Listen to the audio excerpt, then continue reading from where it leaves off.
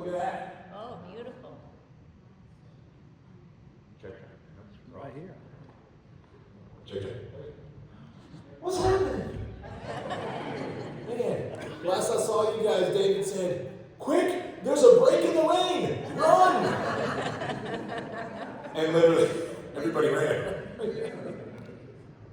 This was this morning, though. I actually thought it was pretty amazing. We did all run out to the cars and get back, and then just like an hour later, it was beautiful last night. We got to take a drive over and get some dinner, and I don't know, I hope you guys found some dinner too. Anybody get into that homework last night? Yeah. I know Gary Cooper did. Y'all did some? Listen, I want to extend the invitation for the homework, okay? Some of you got into it. Some of you are still going, wait, I didn't know about the homework, and I get it. So in one of the sessions we were doing yesterday, we talked about this opportunity. You all know the person on the street interview. If anybody else wants to do that today, so there's a couple of questions on the agenda. Take your phone out, film, ask people those questions from the person on the street interview. There's simplified questions on there. And then you can hand them over to us, and we might get them into the program somehow or another. So that'd be kind of cool. That's what we're trying to do. And we'll extend that offer through the day. And cool coffee mugs. Can I check that one out? No. You just hold it up? Will you hold it up? Here you go. There you go. Yeah, nice new cool coffee mug. Thriving. Yeah. So, thank you, Gary. Additionally, so that's just a filming opportunity that involves you and maybe a friend or a colleague or some people on the street. Or again, if your friend or colleague is the person on the street, that's okay. We won't tell anybody. Raphael?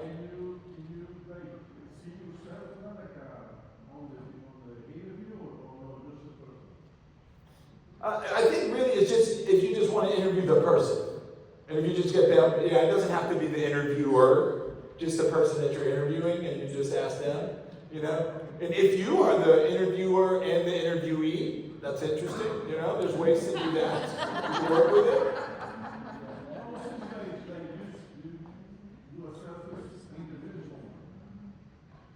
A self-interview? No. A selfie? Yeah, I sound like the You don't necessarily have to be in the frame. You don't necessarily have to. It's more about the person answering the question than the person asking it, I guess. So that's one opportunity. We've got something else that we want to put out there for you all today. Starting, I think, a little bit after lunch. Hold on, let me back this up. Next hour, we're going to be doing caught on camera, get jiggy with the Prime for Life activities in one of the rooms over here. So we're looking for people to come in. We're going to just do the Prime for Life activities, the balloon activity, some of those various activities. We're going to do them and record them. And those are going to hopefully go in as a training option for people that haven't seen those done before, that are watching those Show Me videos, and possibly even go in as a Zoom option for anybody that delivers Prime for Life Zoom and wants to do those. So that's one other filming opportunity.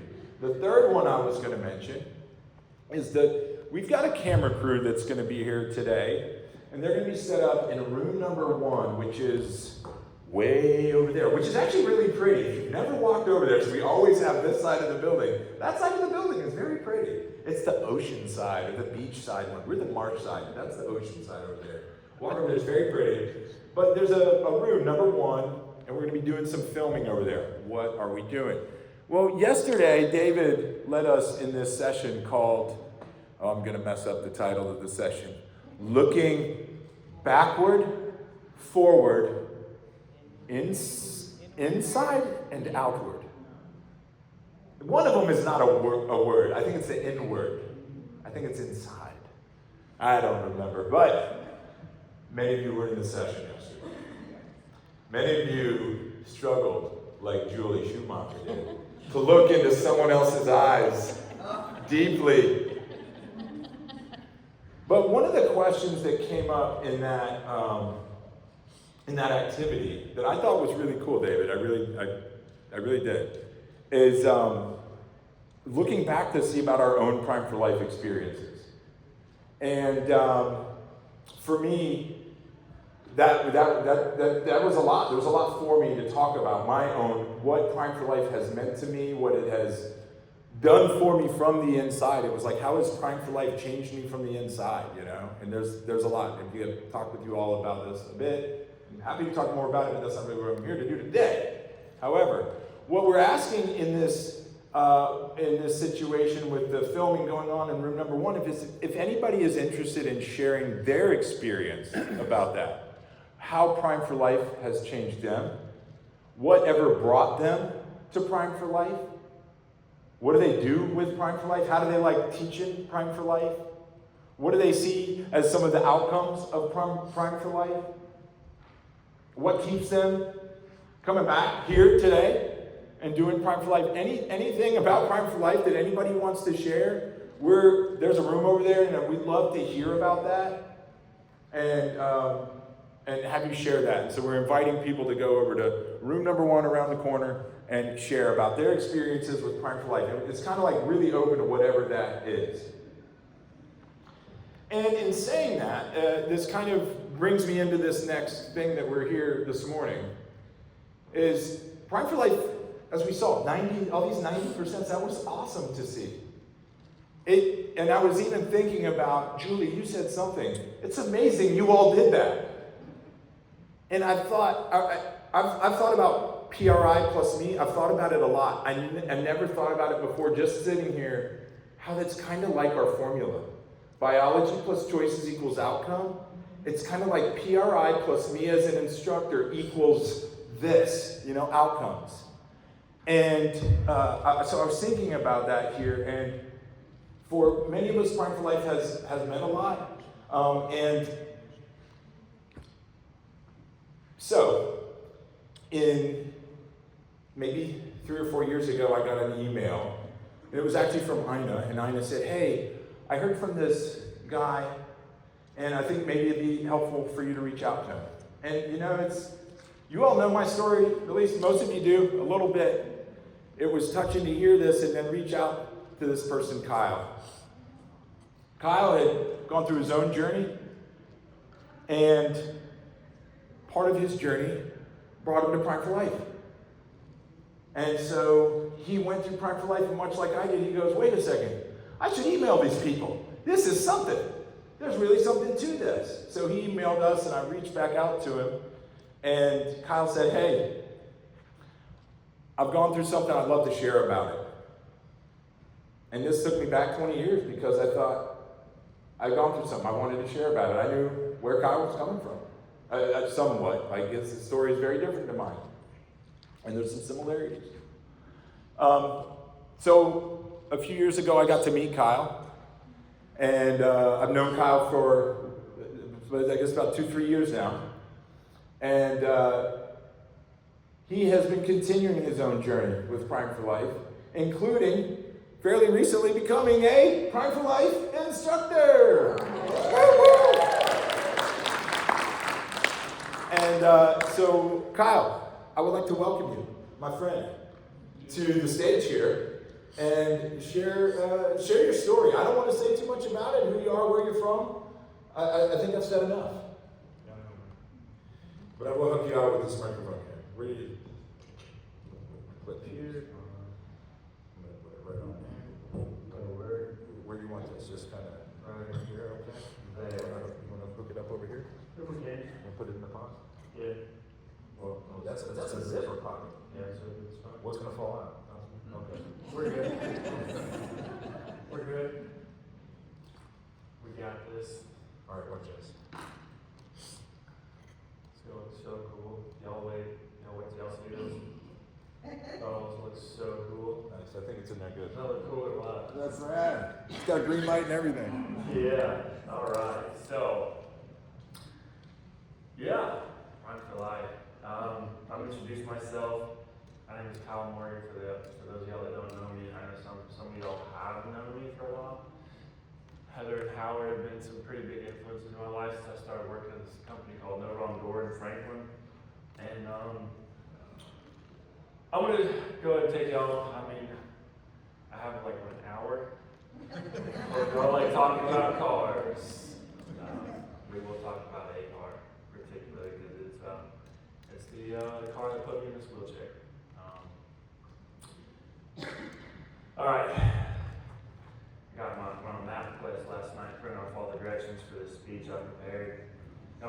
quest. I'm telling you, math quest, it was, if you missed an exit, that was it. You were done.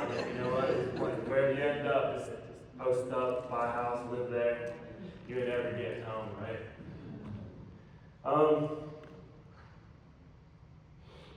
You know, I've shared this story. I can't even tell you how many times over the last 16 years, but what I can tell you is it never gets any easier. Because the longer I think about it, the more I realize all the stuff I had lost, right? All the stuff I missed out on growing up and all that stuff. But I don't focus on all the stuff I've lost because we only got one life to live, right? So we got to focus on what's left of our time, how to value our time, and how to move forward with what we've got, right? So it sucks to briefly think about it. I'll go down that rabbit hole every once in a while and be like, dang, you know what? It'd be amazing now that my son is 17 years old to be able to jump on a motorcycle and just go hit the trails with my son. That would be amazing. It sucks I can't do it anymore, but I bought side by side, so we're good. You know what I mean? Still make it happen. It's a little bit more expensive, but I love riding dirt bikes. I love dirt bikes. I can't do it anymore, but I'll improvise. What they say, improvise, overcome, and adapt, or adapt, improvise, and overcome. Anyway, those three words, put them together in whatever order you want. That's pretty much how I roll. All right, math quest. Here we go. Before I get into this whole idea of what I've prepared here, I want to tell you guys a little bit about my life, and then just a short synopsis. And while I'm sitting in front of you guys today, March 6, 2010, I made the worst decision of my life. And I put me in this wheelchair, and I've been sitting in this wheelchair for the last 16 years. And there's a whole other part of the story that's important, especially in a room full of everybody that's connected to Prime for Life. My accident just randomly didn't happen to me. You know, I had been drinking, I made some really bad decisions, and I live with those decisions and the consequences of those decisions every single day ever since.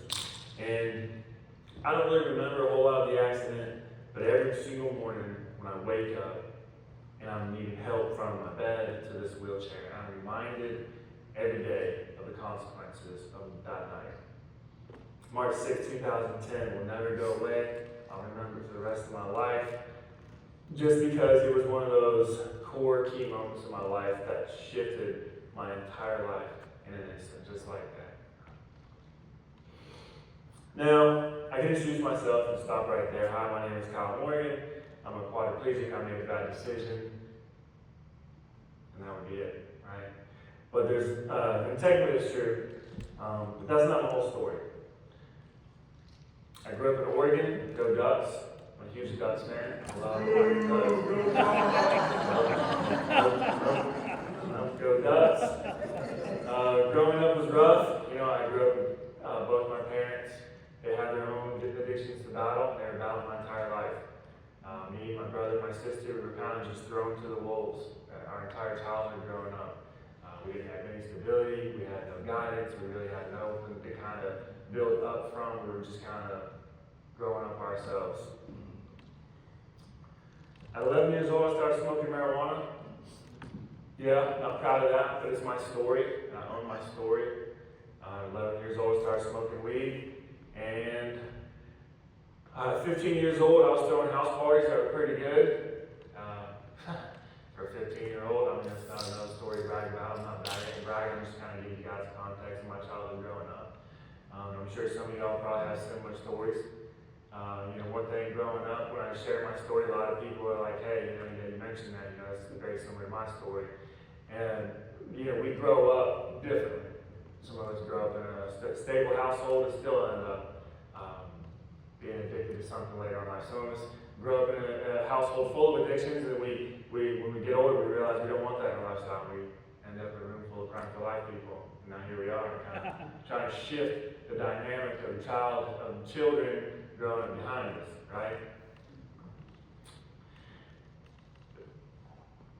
December 18th, 2008 is another day I'll always remember. It's the day my son was born. He's 17 years old now, and that kid changed my life. Whew. Hope y'all are criers, so I cry a lot. I do. I am very in touch with my emotional side of things. You know, when I talk about my son or my accident, it's just an automatic response. My son changed my life. He's the reason why I went from barely existing to wanting to make a change. You know, holding him in my arms for the very first time was the moment I realized I got to do something, because right now it ain't about me anymore. Now I got somebody that's gonna look up to me one day, and I don't want him to be like, oh, my dad throws good parties, my dad knows all these people at parties. I want my son to be like proud of his dad. So I started pursuing a career in the military. I started looking to go the Navy route. And then, of course, this was 2008-ish, 9-ish when I started pursuing a career in the Navy. And then, you know, that kind of didn't go as planned. And, you know, my son was born, and I started really pursue it more. But then by then, you know, it was just such an influx of people that were like, you know, going into the military because of, you know, the kind of financial crash. A lot of young men just decided, you know what, I'm just going to join the military. It's stable, especially a lot of people from like blue collar towns.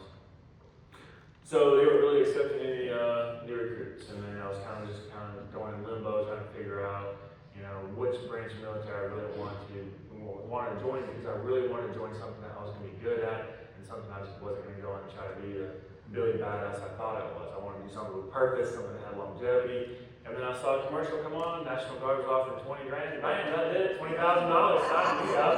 You know what I mean? What do I got to do, you know? Money talks, you know what I mean? So I went to the recruiter, you know, I always said that's that, and I really got it that day. And now I had purpose, you know, I started to build my life up. There was a lot of, it wasn't like I just went in, here's my ID, sign me up, you know, I had to get my GED, I had to deal with some legal stuff, I had to get put on a waiting list, go to MEPS, go through the whole entrance process stuff, and I did it. I went through every single thing I had to do. And I thought, man, my life is good. I'm doing so good. I'm not partying as much, I'm not drinking as much, I'm actually feel like this is where my life needs to be. 2 weeks before I was going off to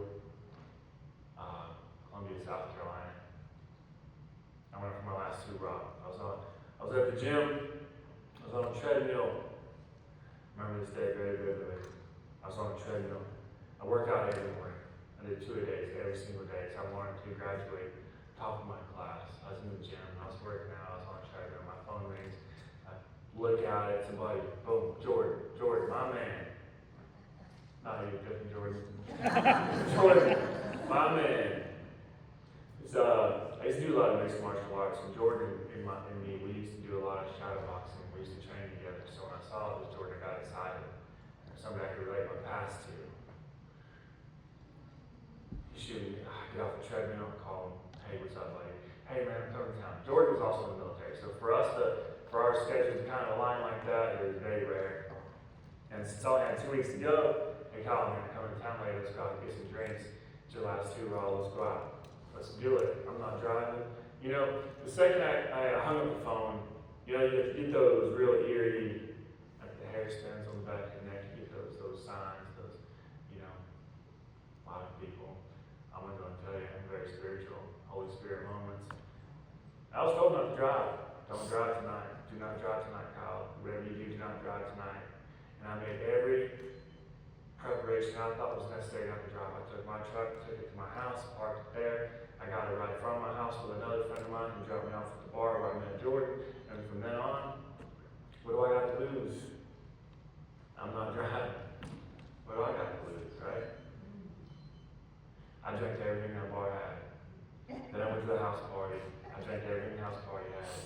I went to the third house party. I drank everything that house party had. By the end of the night, I was so intoxicated. I couldn't even read the messages on my cell phone. Vision was so blurred. I couldn't even, I was even trying to do the whole, you know, the one-eye trick. I'm trying to do the one-eye trick, so it ain't so blurry. I can't even read it. And it is what it is. That's my story. I remember sitting on a beanbag.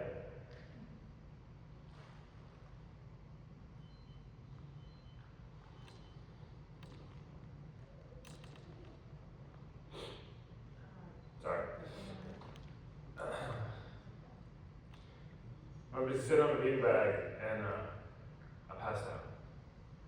And you think I'm good to go, I'm passed out, I'm good for the night.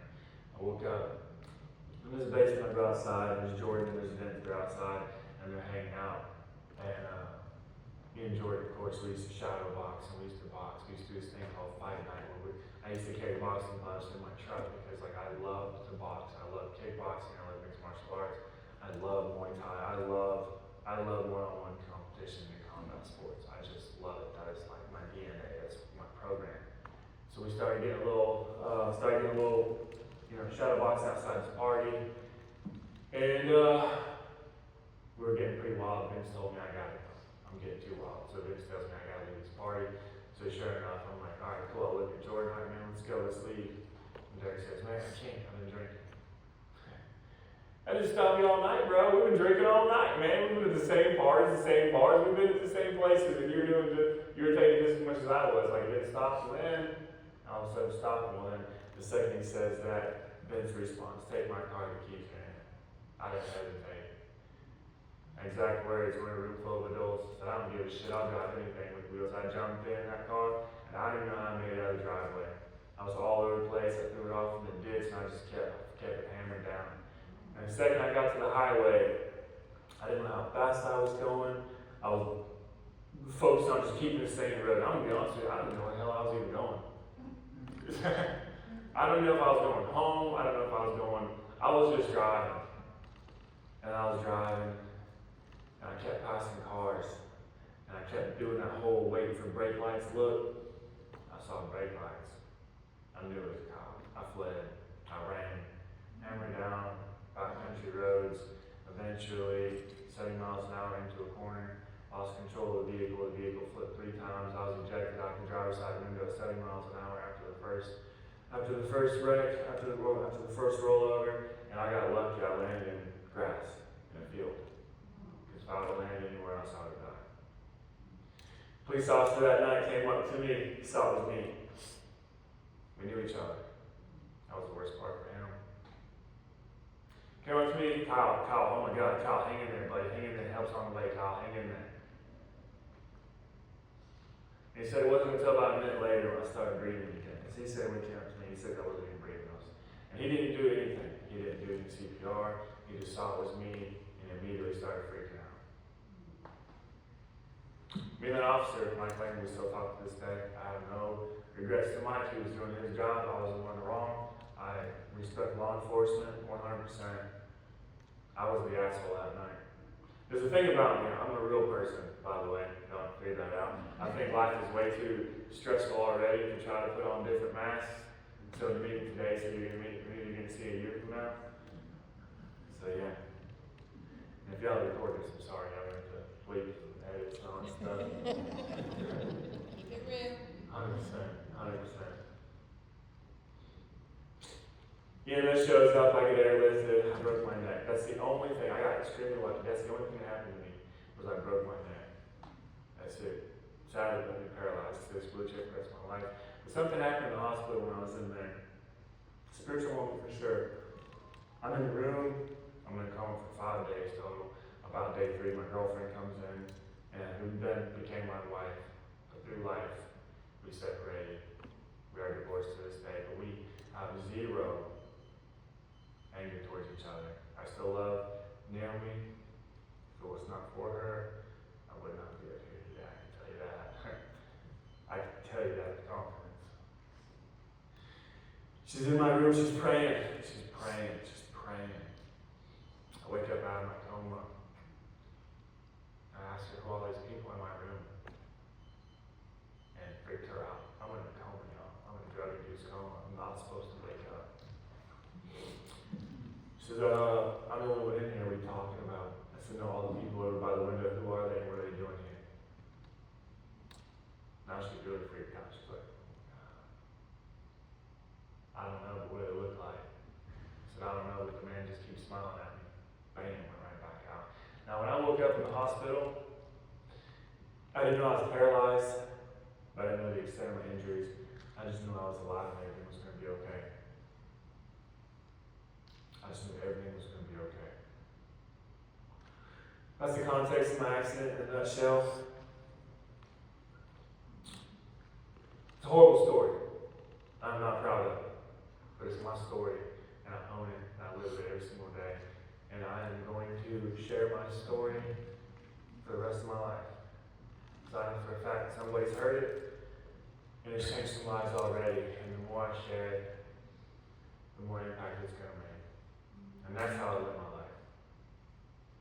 Y'all need a water break so far? Y'all need some tissues? I'll probably do it. Now, moving forward, I'm also a dad. I'm an author. I wrote a book. Y'all believe it? Published it. It's on Amazon. I did bring some $20.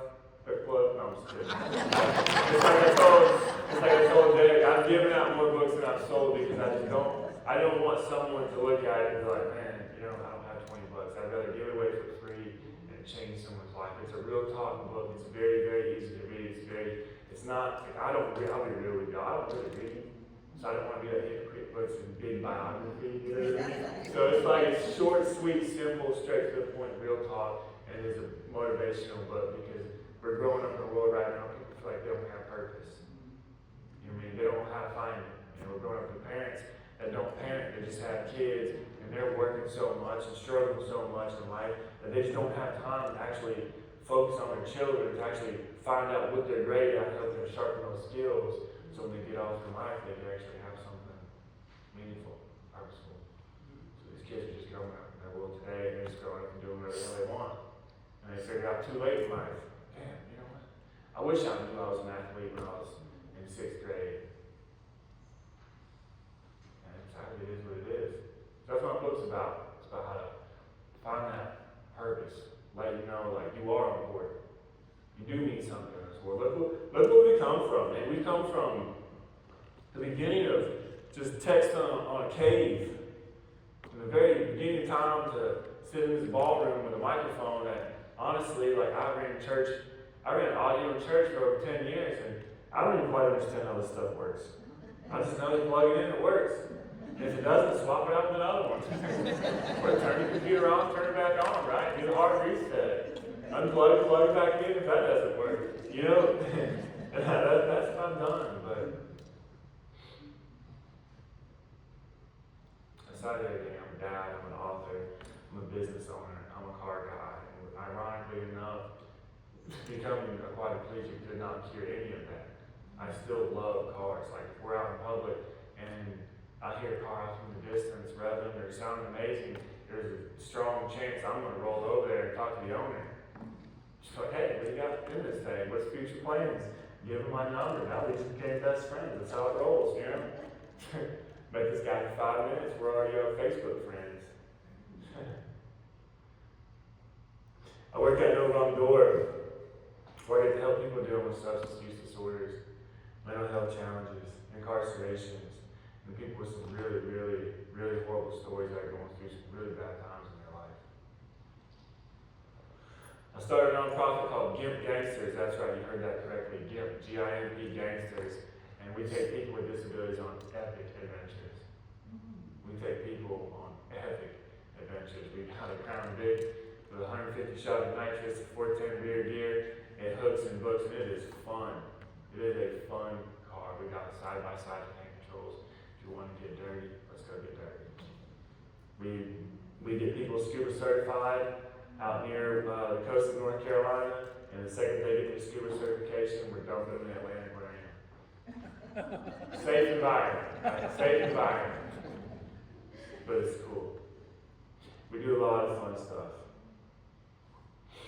I've raced cars, I've created programs, I've written books, I've screwed things up, and I've succeeded at some, but I've failed miserably at others. And to be honest with you, I'm still trying to figure out what I want to do when I grow up. Don't let this grade fool you, I'm still 20.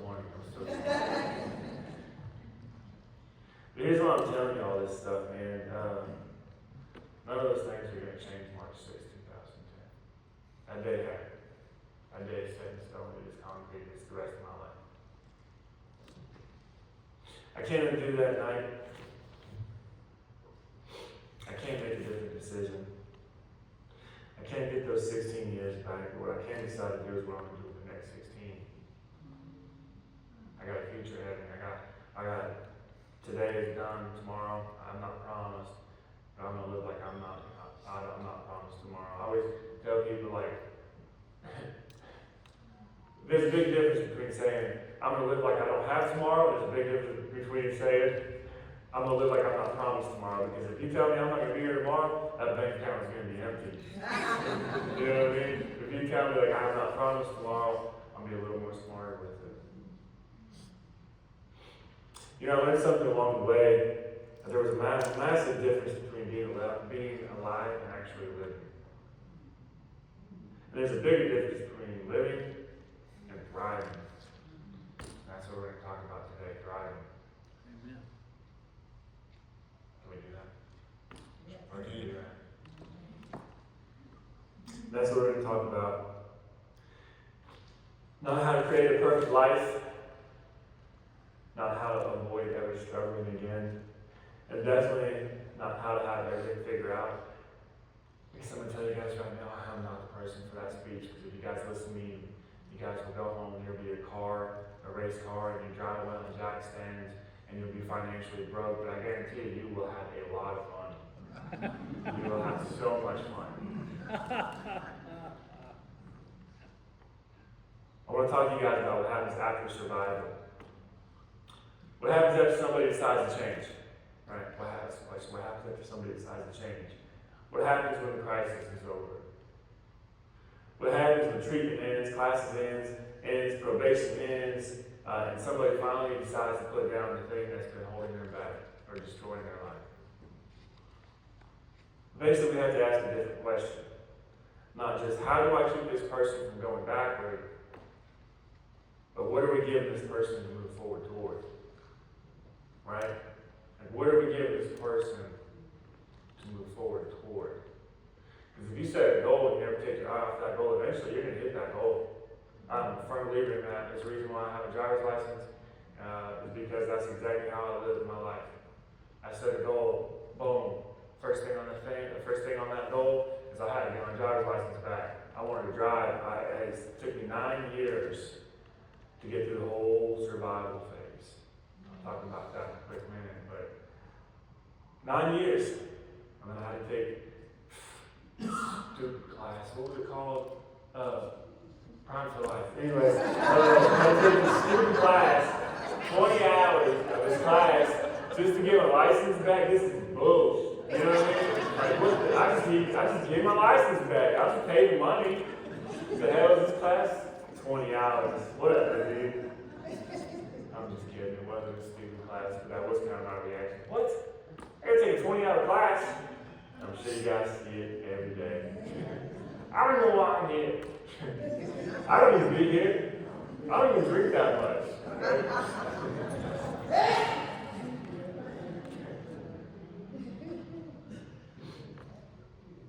You know, that's where thriving begins, you know, and just let me ask you a simple question. What does it actually mean to thrive? That's the real question. What does it actually mean to thrive? Because I don't think thriving means everything's going right. I really don't. I don't think it means you have money in the bank. I don't believe it means everybody likes you. I don't believe it means your relationships are perfect. I don't believe it means you conquer all the demons.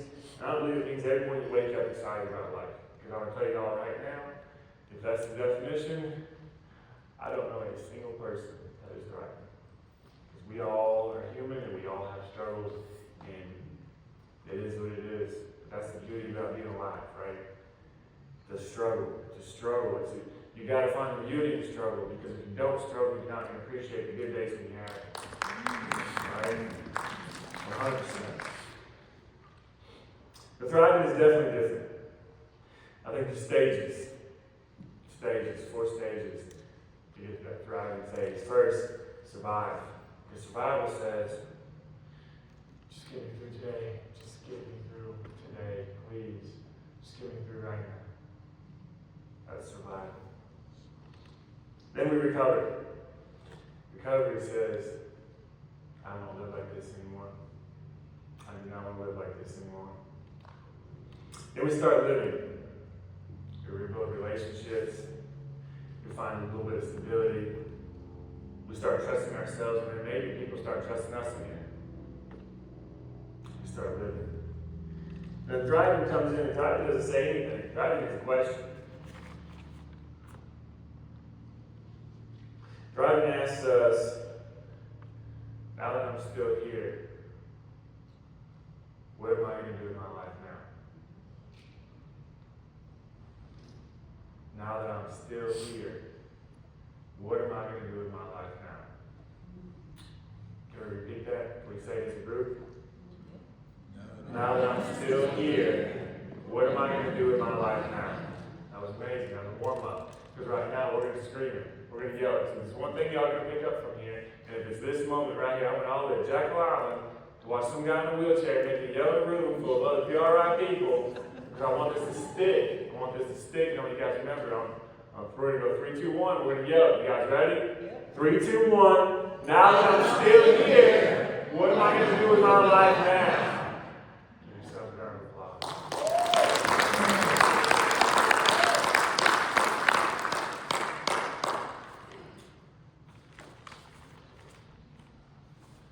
Almost there. 2010, my life changed in an instant. It didn't go according to plan. I became a C5-6 quadriplegic. If you had told me the morning of my accident I was going to be paralyzed, I was going to spend the rest of my life in a wheelchair, I would have told you were crazy. There's no way. I'm too fast. I'm too skilled. I'm too tall. I'm too strong. There's no way I'm going to be in a wheelchair. Someone like myself, I'm a freaking athlete, man. There's no way I'm going to be in a wheelchair. You're crazy. That's exactly what I would have said. And sadly, there was a time when survival was just enough. I was in a rehab hospital for 2 months where they teach you everything they possibly can for you to get home and realize they didn't teach me shit. They did not teach me a damn thing moving forward. They didn't teach me anything I need to know in the real life. Because they have everything in rehab hospitals. They have everything adapted, all the accessible equipment. Then when you go home, you realize, man, I don't have $14 million to spend to buy all this crap. You know what I mean? How am I supposed to pay $120,000 for a wheelchair accessible van to get from my house to doctor's appointments? You start to realize real quick, man, I just need to survive. Lord, get me through today. Get me through right now. Wake up.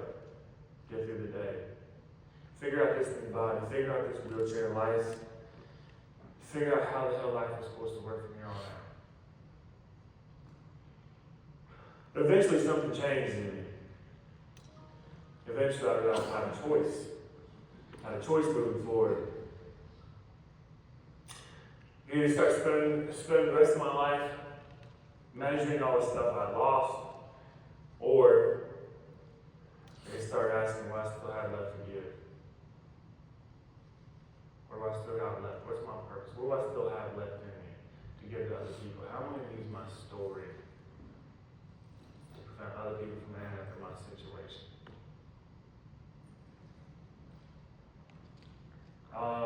Less than a year after I got home out of the rehab hospital, I was already in the school system, sharing my story with students, church groups, everywhere in North Carolina. I would actually hear my voice. I'm gonna be real with you. I wasn't as good as I am today. I was horrible. I was a horrible speaker. I didn't really know how to finish. I just kind of went through this whole sad story. All right, thanks. See you later. I didn't give anybody hope moving forward. It was like, dang.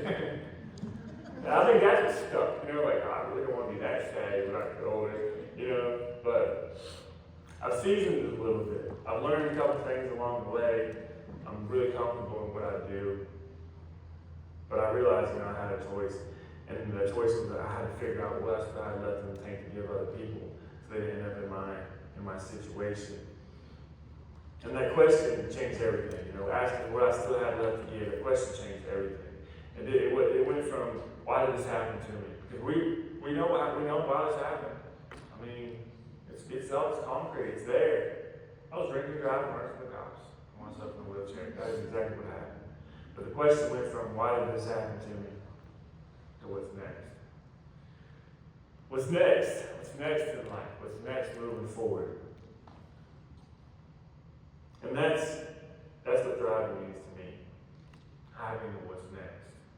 You know what I'm saying? Because we work with people every single day that have lived through and survived some very unfortunate circumstances. And some of us in this room have survived some of those very unfortunate circumstances. Addictions, jail time, trauma, broken families, loss, mental health struggles, homelessness, and sometimes the goal becomes simply getting them out of the fire. Right? This person I'm dealing with today is in a very tough situation. How do I get them out of this fire? And that is important, but I think we have to be careful that we don't accidentally teach people that getting out of the fire is the finish line. Because sometimes people think, hey, I got out of the fire, I'm going to go from here. That's just the beginning. Getting sober is the end of their story. Getting out of jail is at the end, finishing treatment is at the end, getting a driver's license back after 10 years is at the end. Those things are all just the beginning. Because eventually we have to stop asking these people, what are you trying to get away from? And start asking them, what are you running toward? You know, I'm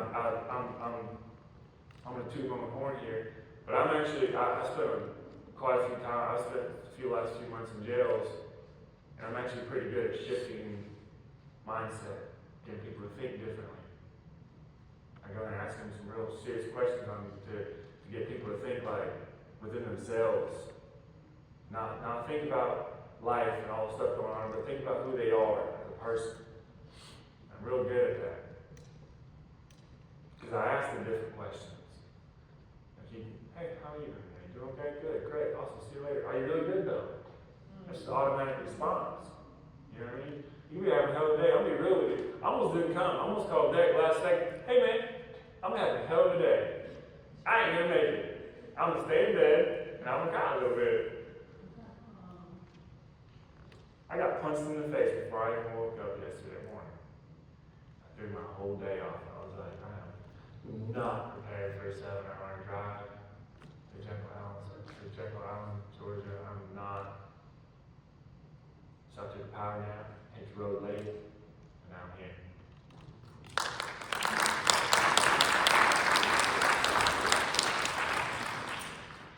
Today, this wheelchair is still here. Y'all notice I still have the wheelchair. Sometimes it blends in pretty good. The wheelchair is still here today. I still have problems. I still get stressed. I still screw things up. And I still have days where, like yesterday, life just kicks my ass. 100% happens. I'm sure I'm not the only one in this room that has bad days. Thriving didn't remove any of that. In fact, it actually gave a competition because now I have things in my life that are bigger than my problems. Purpose, people, ideas, goals, family, community, things that are worth waking up for. That's what thriving is. Thriving doesn't mean life finally got easy. Here's your punchline. Thriving means things got meaningful. That's what thriving is. Thriving is living meaningful things in life. Whatever is meaningful for you, because meaningful things in life are different for everybody. Here's something I've learned is purpose. Purpose in life doesn't have to be huge. In fact, sometimes we make it sound like everybody has to start some organization, someone has to write a book, or try to change the world, or I don't know, roll up on a stage and tell your story. But honestly, you don't have to do any of those things, because purpose in your life right now just might be the parent your kids need, the grandparent your grandkids need, the aunt, uncle those kids need, a role model, even if you're not a family member, just a role model these kids need. Maybe it's to build a relationship. Maybe it's just showing up for work. Maybe it's helping the next person to stand where you used to. Maybe it's just staying sober long enough to discover who you actually are. And that is enough. Because thriving isn't about impressing people. This is that one that hit for me. Sorry. Thriving isn't about impressing people. It's about becoming somebody you're proud of when nobody else is watching. When you got no eyes on you, if you could look at yourself in the mirror and be proud of that person, that's what's up. And I think that's what Promise for Life has an incredible opportunity with thriving. We already know how important it is to help people understand risk, right? We talk about choices, we talk about consequences, we talk about protecting the things we value. Imagine taking it a step further, where we just don't ask somebody, what do you not want to lose, and start to ask them, what do you want to build? What do you want to build? Because fear can get somebody's attention. Consequences can really wake somebody up. I live with consequences every single day, and I'll tell you right now, I am more woke now than I've ever been. The Kyle I was pre-injury, the Kyle I am post-injury are two different people. Same mind, same desires, but two different people. Because I understand pain on a whole different level now. I understand trauma. I understand coming up from a broken home. When I see these people in these jails that are in there, they're facing some 10 plus years. I don't see that. I see the person. I try to think dude, you got 10 years to figure out what you're going to do when you get out of there. There's still life after you get out. A lot of these old cats, all these OGs that are in jail, they're like, there's nothing for me to do after. There's always something to do. If you got it tomorrow, there's always something to do.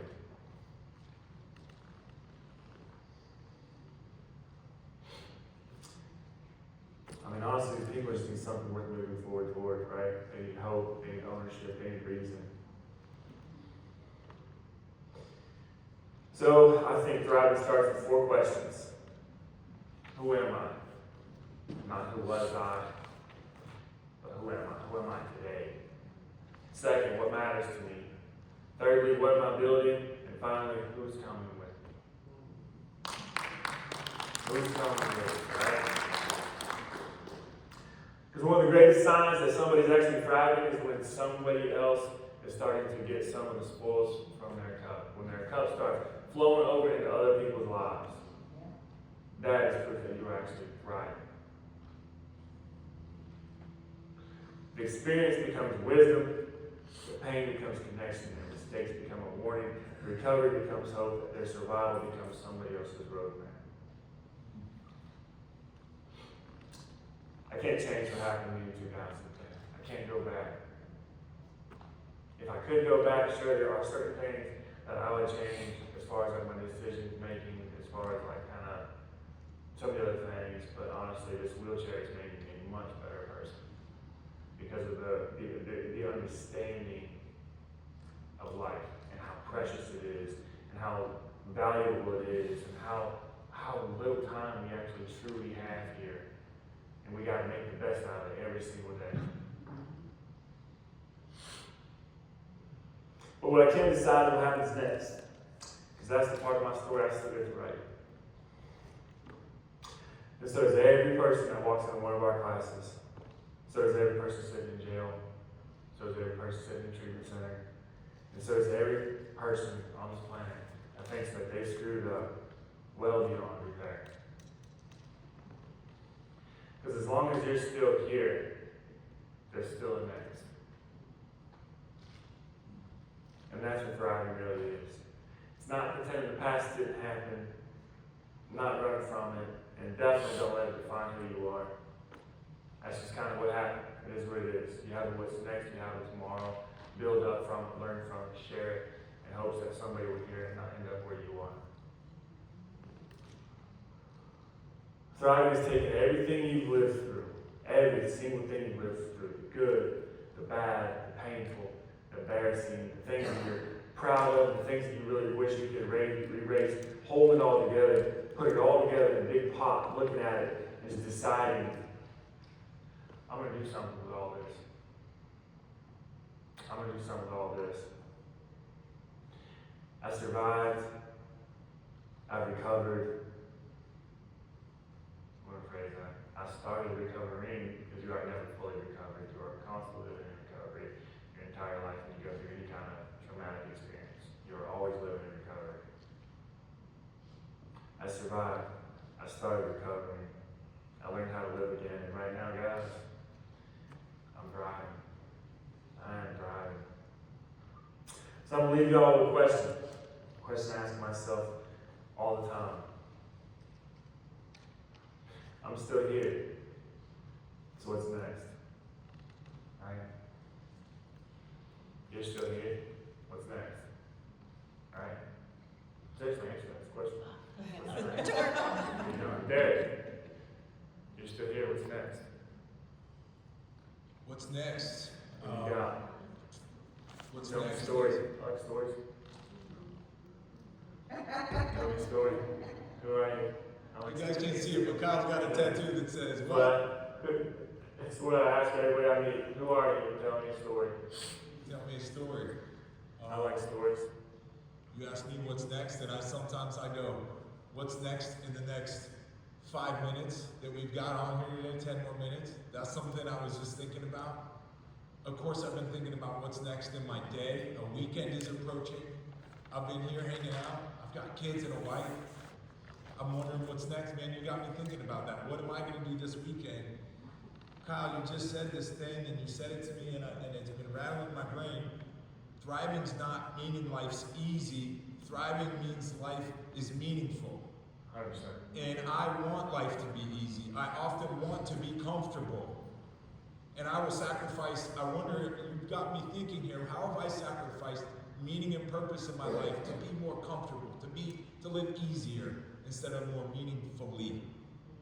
So what's next, man? I don't know, I'm thinking about it. That's what's next. Cool. But yeah, I mean, if y'all have any questions for me too, please feel free to ask. I'm an open book. If y'all have any questions, I would love to, I don't know. I love interacting, I love meeting people. So, questions? Over here. You mentioned something about a group gangster, what was it? Give Gangsters. Yeah. Yeah, it's my nonprofit foundation. I created it back in 24, 23, and it's been fun. Can people go on like Facebook and look up Give Gangsta? Yeah. And it's Gangsta, Gangsta. No, STERS.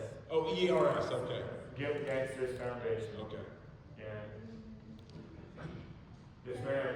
You said the 4 questions. I got the first one that said one out today. What was it?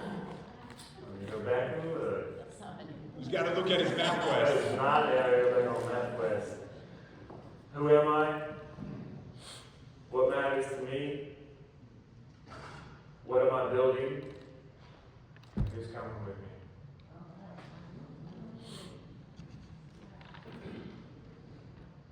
Yes, ma'am. I don't have a question, I do have a comment. I want to say thank you for having the courage to come and share your story. Yeah, no problem. I know, it kept me thinking, and you brought a lot to the table and a lot to this group. And when you ask, what are you doing next? Every time I see you, you're turning pages. And that's what I'm going to do. I'm going to keep turning pages. Yeah, love it. So good stuff. Love it. Thank you so much. Love it. But yeah, I'll stick around for a little bit today. If you guys have anything y'all want to talk about, just kind of see me holding up to the side out there. I'd love to have it. You know, when I took the Prime for Life stuff, and when I took it, you know, there's always the first day everybody's quiet, and by the 4th day everybody's talking. You know, that's kind of how it flows. And the instructor that I dealt with then, she knew a little bit about my story, just kind of like briefly talking about it in the class. She pulled me aside and she was going to be great at this. And then that's why I went. I emailed Ina back in, February 2020? Yeah. I don't know if y'all remember March 2020 or not, but it really threw a whole lot of, pretty much the world stopped for a minute.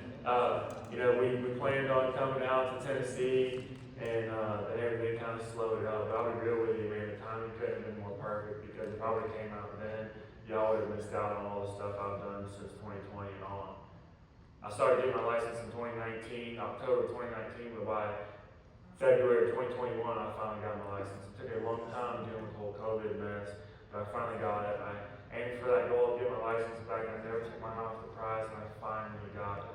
And it was good. I've been rolling that momentum over into my next project.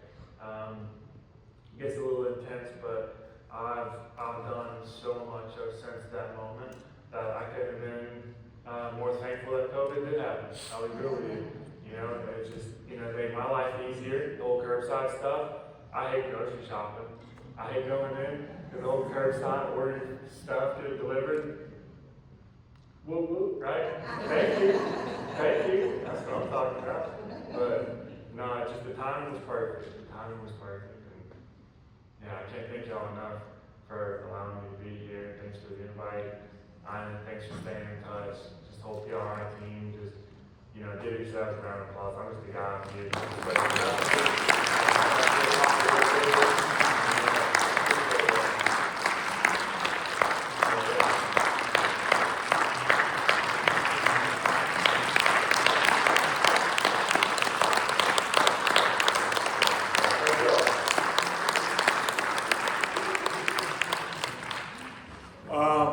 So, Kyle, just if I can real quick, a few thoughts I was having. This crash was in Franklin, North Right. Carolina, I think. Yep. How many miles from the Georgia border is that? You got there, it was like 15 miles maybe? 15 miles. 50 miles, and then you would have been part of the Georgia risk reduction program. Yeah, you know? it's so close. So close. So Kyle does live right on the other side of the border, so he's not part of. But you're hanging out today. You're going to be Yeah. checking out some of the things we got going on here. Yeah. Of course, some of that will be especially relevant because you're a Prime for Life instructor and working with all those folks. Thank you for coming. Yeah, no problem. Thank you for reaching out. I didn't know that you were thinking about texting me and telling me you weren't going to come. I'm really glad you did not do that. Yeah, it would definitely crossed my mind. I ain't going. I'm just telling you some random thoughts I had. Damn, you got your license before I did. I know. Yeah, whenever when you guys came up to the rally and like recorded and you told me that, I was like, wow, that's crazy. Yeah. I've had my license back longer than you did. Yeah. So that was one thought.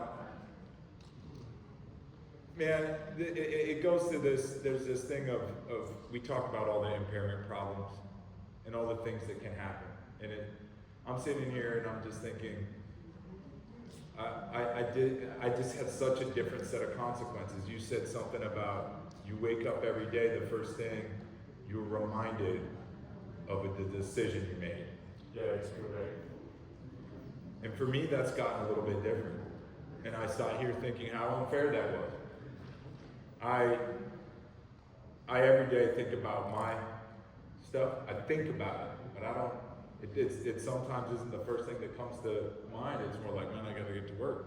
But you've told me before, you can open your eyes, and then the next thing is, 100% after that, I'm relying on somebody. and that's a quick reminder of all of it.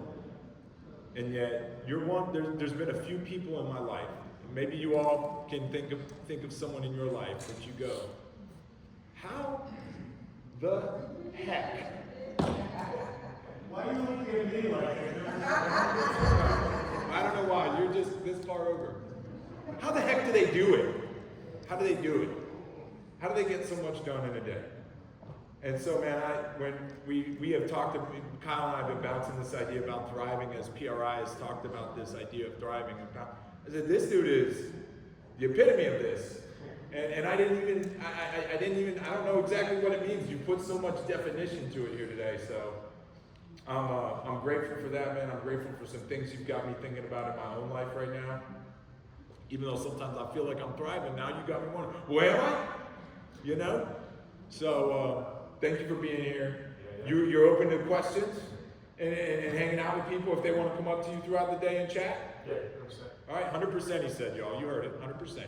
That's Can I just say something? So part of what we've been looking at in version 10 with the whole idea of thriving unit is we have treasures lost at the end of unit 2,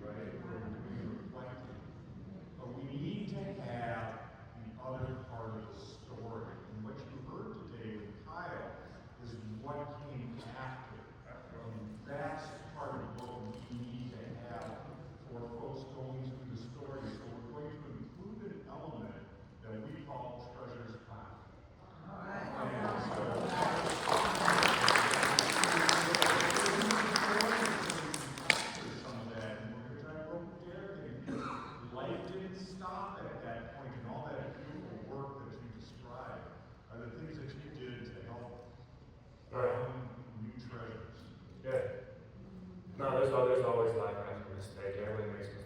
We as people, we make mistakes every single day. And that doesn't mean life is over. You live, you learn. If it was truly that easy though, I mean, we would not be in business, right? I mean, no, if someone learned, oh well, if you get a DUI, you will get in trouble. I will not do that. Life would be so much easier, right? But unfortunately, we are human. We get out there, we live our lives, we do what we want. When we make a decision, and it puts us in a position where we have to take this PRI, Prime for Life stuff, we gotta live with it. Doesn't mean life stops. We just gotta keep rolling with it. And then hopefully, like, you know what? You feel like you want to waste 20 hours taking a class, and you go ahead and get that DUI, right? Go be my guest. But I don't know, there's just so much to life to live and just, live with a mistake. Accidents happen all the time. But there's so much more purpose to this thing, and we just do it. It's once in a lifetime, literally once in a lifetime opportunity being here on this planet. This is literally a once in a lifetime opportunity. We worry about a lot, we just don't understand that yet. Because we get to experience this. But anyway, I can ramble. Y'all want to talk about cars? But you got a few in here. All right, y'all. Well, Jamie did let me know there was one update. The filming opportunity, if anybody wants to share anything today about their experience with Prime for Life, it's not in room number 1. Like I said earlier, it's in room number 5. Room number 5, which I think is still that way. It's just been moved a little bit. Other than that, we got some filming in that room too for activities next session, but take a break, get some coffee. Kyle, thanks again. Yeah.